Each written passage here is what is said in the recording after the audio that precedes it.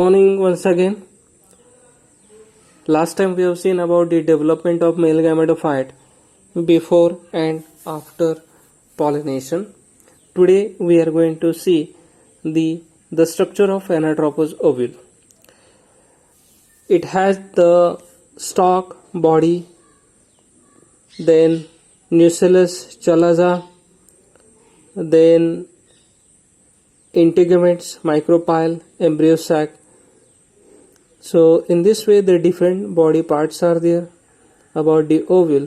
It is said to be anatropous ovule. If the micropyle which is present in the downward in direction, then it is said to be anatropous ovule. Let us see about the first part which is said to be stalk. The stalk is also said to be the funicle. It is attaches with the placenta, fertile tissue of ovary. It supplies the all nourishment which is required for the developing ovule. Next, body part, the swollen part which is get attached to the tip of the funiculus, attached to the point called as a hilum, and shows the different parts like the chalaza, then nucellus, integument, micropyle, and embryo sac. Then in the anatropous ovule, the nucellus which is present. It is said to be main central part of the ovule, which represent the megasporangium proper of the ovule.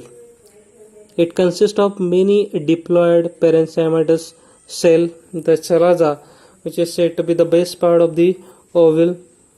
Then the structure of the anatropous ovule, in case of that, integuments are associated, and these integuments they overlap with one another. Outer integument, inner integument, these are playing very important role in the protection. It is protective cover, we can say that. The outer and integuments are there, and the ovule which is said to be bitegmatic, okay, because having the two integuments are there. The micropyle present in the downward in direction in the anatropous ovule. If it is present in upward direction, then it is said to be arthrodopous ovule. The micropyle which is also said to be opening. Let us see about the embryo sac. The 7-cell 8-nucleated structure in the embryo sac, wherever the micropyle is present, at that particular region the cells are associated. We call it as a egg apparatus. The middle one cell is said to be egg cell. Neighboring two cells are said to be synergid cell. Then at the middle region of embryo sac, the one cell which is present consisting two nuclei, it is said to be secondary nucleated cell. And upper three cells which are belong toward the chalaza part, we call them as a antipodal cell. Okay, so in this way the each and every cell which is having the own nucleus except the middle cell which is having the two nuclei, that is why that cell which is get except. So in this way we have seen about the 7-cell 8-nucleated structure of the embryo sac. Let us see about the functions of the ovule.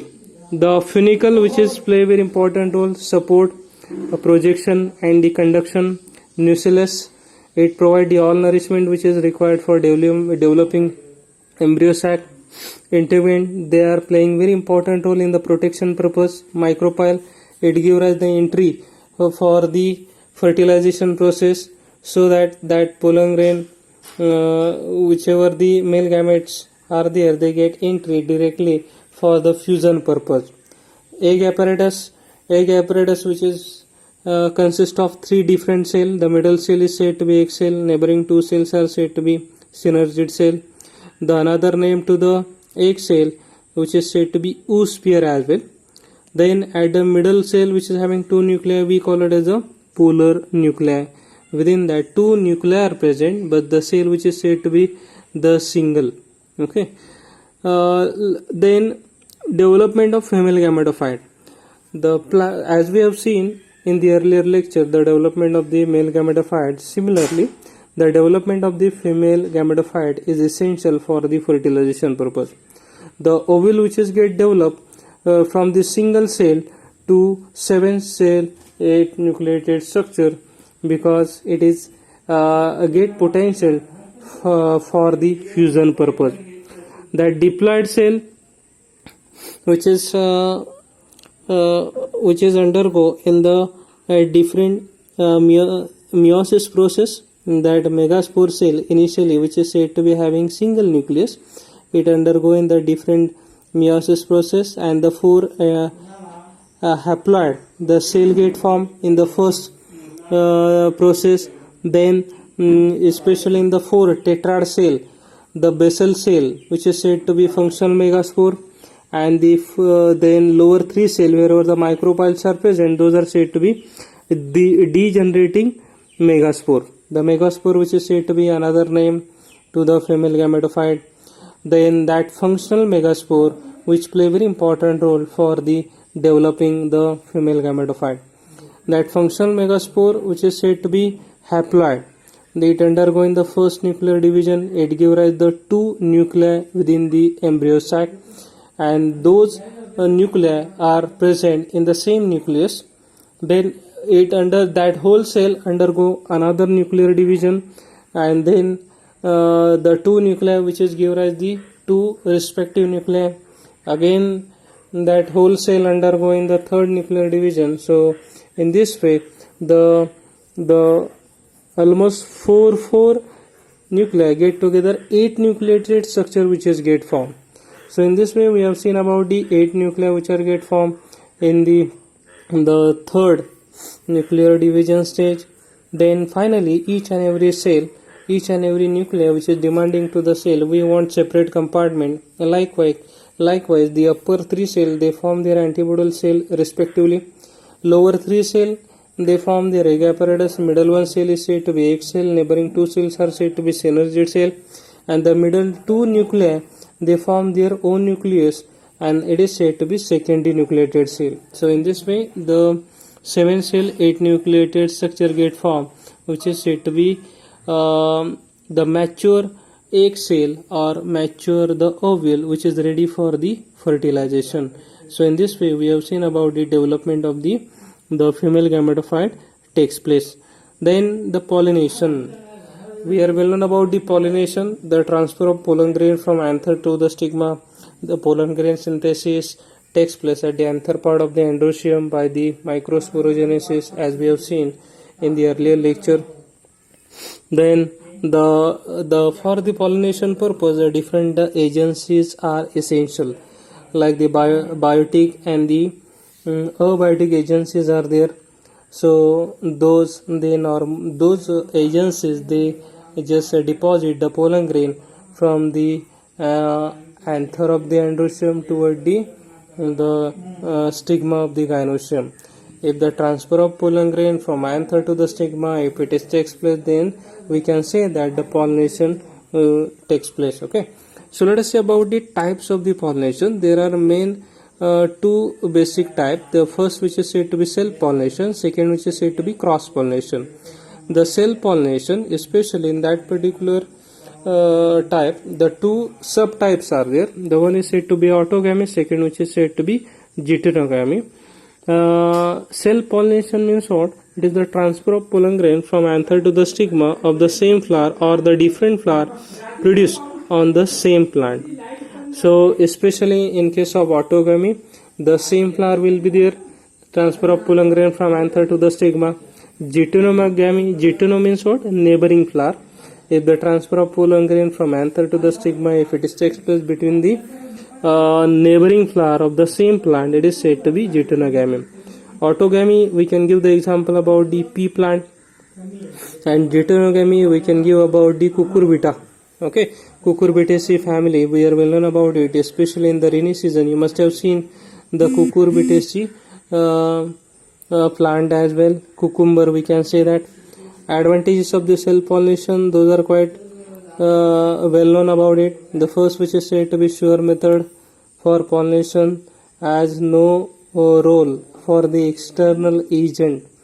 Then economical for the plant, no modification like the attractive flower, nectar, fragrance required, because these are said to be essential factor for the biotic pollinating agency's attraction.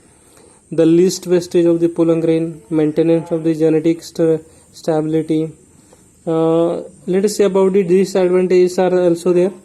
No chance of the forming the improved varieties like the hybrid, no elimination or the introduction of the characters in the offspring is possible. Then progenies become as a weaker, disease susceptible, less productive and less adaptive. It does not favor variations and the evolution. Okay, so these are the certain the advantages and the disadvantages of the self pollination. Let us see about the cross pollination. If the transfer of pollen grain from anther to the stigma, it takes place between the two different flower of the two different plant or the same plant. It is said to be cross pollination. In this, the two different types are there, subtypes are there, xenogamy, hybridization. In the xenogamy, the plant will be same. Two different plants are there, those are belonging from the same plant. Among them, papaya, we can give the example. Hybridization, those are the transfer of pollen grain from anther to the stigma takes place between two different flowers of two different plant species. It is said to be hybridization. Advantages, those are quite common. The genetic recombination and the brings about the variation because both plants having genetic makeup which is different. Then characters can be eliminated or the introduced in the offspring, whichever kind of the next generation which is get arise from by the hybridization, it is get recombined by the characteristics of the both parent plant. That is why the older or the unwanted characteristics get eliminated. Production of the improved varieties like the hybrids by hybridization. In this particular process, the new plant having new genetic makeup, having improved the desired characteristics like the strong, disease resistant, adaptive to the environment and show the better vigor. Then favors process of the evolution. Disadvantages, they depend on the external carrier, so more chance of the failure. Not economical, lot of energy get wasted. Attraction for the pollinators, wastage of the pollen grain, chance of their elimination of the desired characteristics, introduction of the undesirable characters. Genetic purity of the offspring is not maintained. The agencies of pollination. For the pollination, the different types of the agencies are involved so that pollen grain get transferred from the anther to the stigma. The abiotic pollinating agencies, among them the wind and water, these are the two main agencies. Biotic, among them living organisms are present like the insect, birds, bats. Let us say about the first one, it is said to be anemophily. Most of the students get confused about the name of anemophily. They think that pollination takes place with the help of animal. It is wrong. Anemophily means what? This kind of the, in this type of the pollination, the pollinating agent which is said to be, or agency which is said to be wind. Okay, so it is a type of the primitive type of the pollination. It is common in the unisexual plant, whichever type of the plants are there, especially in the monocot plant, anemophily which is said to be favorable.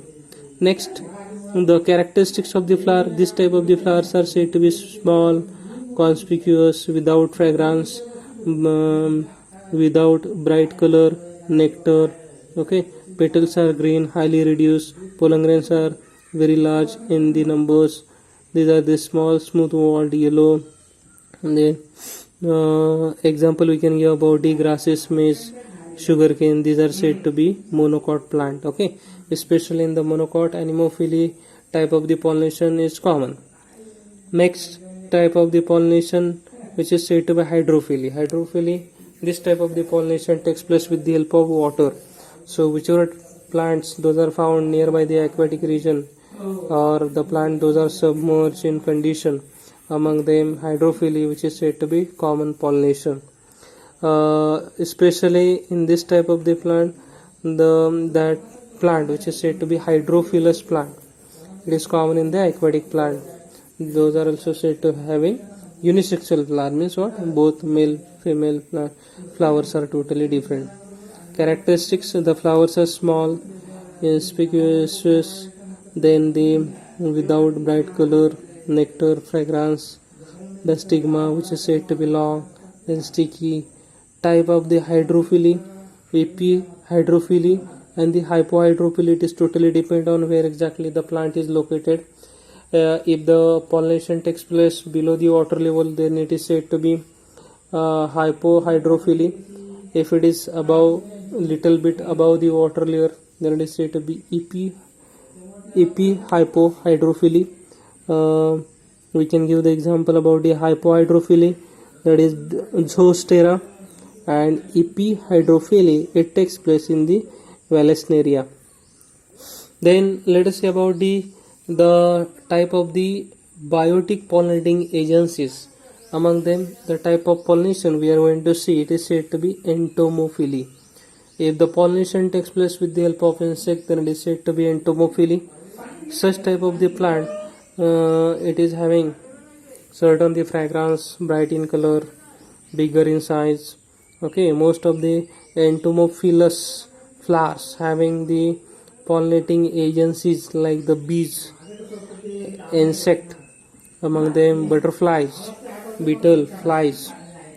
Then characteristics: the flowers are said to be large, attractive.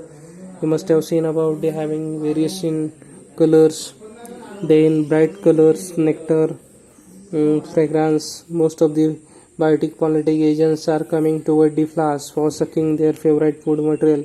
It is nectar. Okay, example we can give about the rose, then jasmine. Then type of the pollination: ornithophily. If the pollination takes place with the help of bird, then it is said to be ornithophily pollination, and that flower is said to be ornithophilous flower, and that whole plant is said to be ornithophilous plant.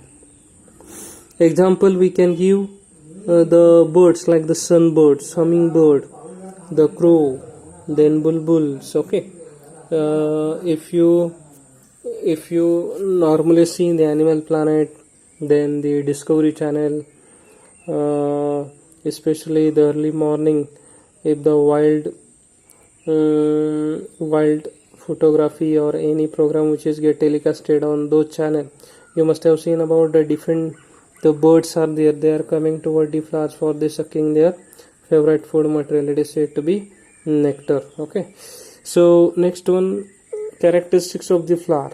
Those are having certain the ornithophily pollination. Among them, the flowers are said to be large, thick, fleshy, floral parts, corolla which is said to be conical shaped, the flowers with the bright colored, then large amount of sugary nectar is present. Flowers lack their fragrance. Pollen grains are sticky. Example we can give about the Callistomonon, Bignonia plant, we are well known about it. It is said to be garden plant. Next one, Chiropterophily. The pollination takes place with the help of bat. It is said to be Chiropterophily. Whole plant is said to be Chiropterophilous plant. Characteristics: flowers are large, then stout. The plants are nocturnal. Nocturnal means what? Those kind of the plant, those get active during the night time. The flowers are rotten, with the rotten fruits like the fermenting fruity odor. Flowers are copious nature, stamens are many. So in this way we have seen about the different types of the pollinating agencies. Okay, so I think this much is quite enough for today's lecture. The next part we are going to see in the next lecture.